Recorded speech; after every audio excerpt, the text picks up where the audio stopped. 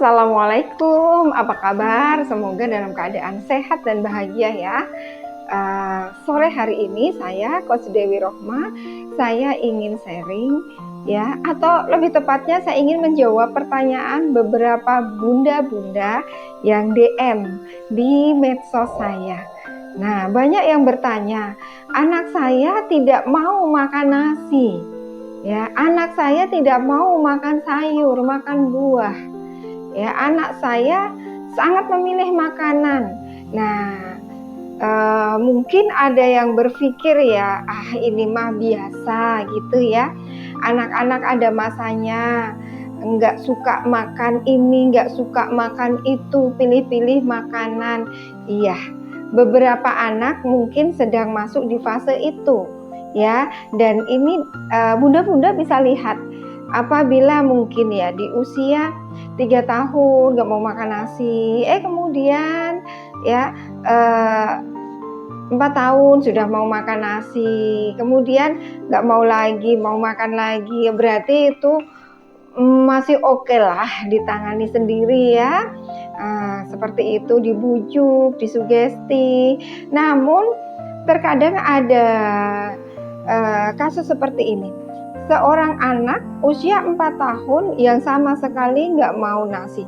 Bukan hanya nggak mau nasi, lihat wujudnya nasi saja ya, dia sudah lari. Dia bisa sembunyi di bawah meja atau dia sembunyi di pojokan kamar gitu ya. Benar-benar ketakutan. Nah, inilah yang disebut fobia ya. Jadi si anak ini sangat fobia dengan nasi.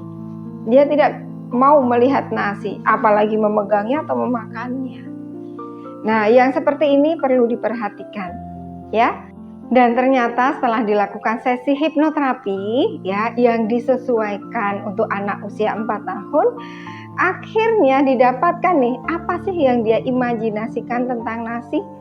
Ternyata ketika dia melihat nasi itu, dia seperti melihat bakteri yang lompat-lompat ya. Jadi kuman-kuman kecil yang lompat-lompat dan sangat menakutkan.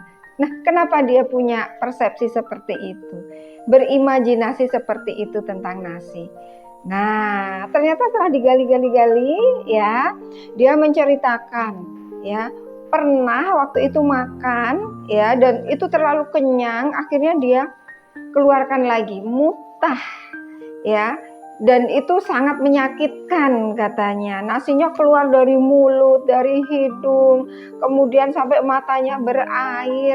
Dan ketika dia dalam kondisi seperti itu ya, orang tuanya berteriak ya, mungkin mau ngasih tahu ya, tujuannya sih pasti baik.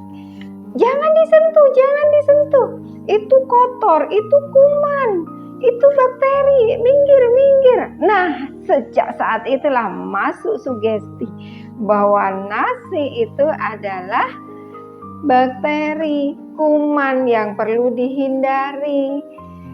Nah, ya tidak terfikirkan oleh kita orang dewasa.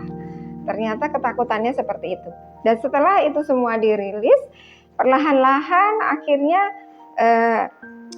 dikasih nasi di depannya, dia sudah tidak lari ya, belum mau makan, kan bertahap, itu kan sudah tebal ya, persepsi itu perlu ditipiskan ya, ditaruh ya, dia sudah tidak lari. Kemudian ya, disuruh pegang 1 biji nasi, akhirnya mau.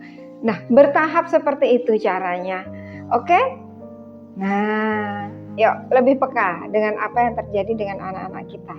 Ya, jika dirasa dia tidak mau makan suatu makanan, mungkin nasi, sayur, buah yang itu sangat diperlukan ya untuk tubuhnya ya, dan itu berlangsung lama ya, tidak bisa diatasi dengan sendiri, nggak ada salahnya. Pilihan tepat adalah menghubungi profesional. Salam sehat, salam bahagia. Saya Dewi Rohma.